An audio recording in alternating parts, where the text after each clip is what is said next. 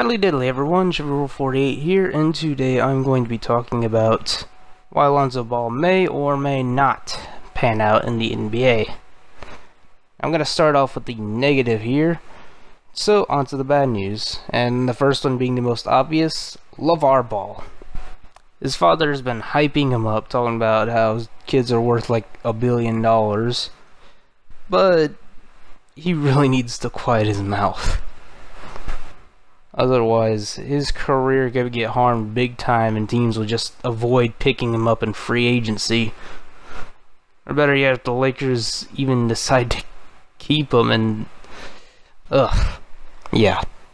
He could get cut over that shit. Second off, second point is his defense. He has the size to guard both guards, but put a guy that has pretty good crossover abilities. I mean, he doesn't have to be Allen Iverson, but a guy who can cross his way into the paint, and you might have a problem there. Especially with something embarrassing like he manages to bounce the ball between his legs and then dunks that shit. Speaking of speedy guys, on offense, if he is contested with an athletic defender, he's not going to be able to nail that open three, which you usually get, which would be like his bread and butter.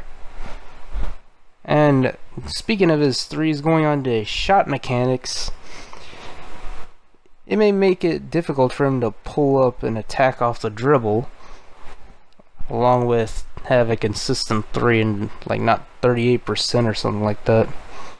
I believe it was 38% from the three-point line. Or maybe that's a different ball, but moving on. On to why he will succeed in the NBA.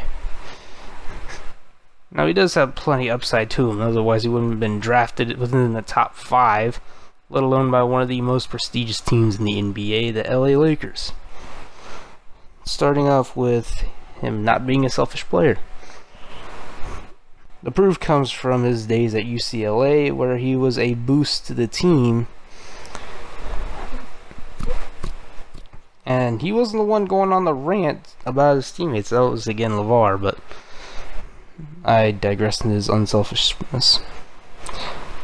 Which, if I can scroll, goddamn.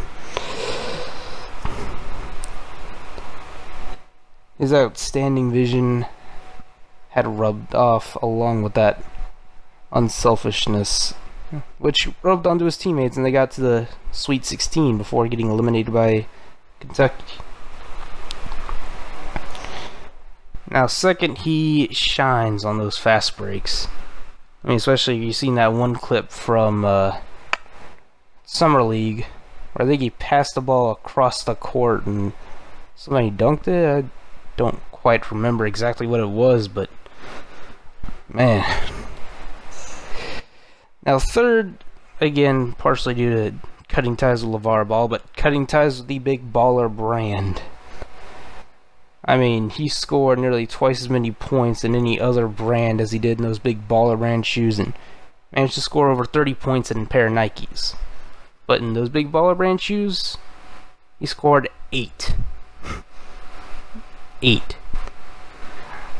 So if he can just kind of give the finger to those crappy shoes that apparently you only see in the ghetto, because until they were even talking about the Ball family, I've never even heard of those shoes, to be honest. But then again, I don't really go that deep into the hood. But anyways, there's really not much beyond that. I mean, his open shot 3 could be the destroyer on defenses, unless teams can wise up to it, or if he manages to adapt, then, well, fuck all. So, I want to hear your opinion now about Lonzo Ball and whether you think he is a draft bust, or if the Lakers really got something there, like a guy to build around. Or if you think that's D'Angelo Russell. And see you next time.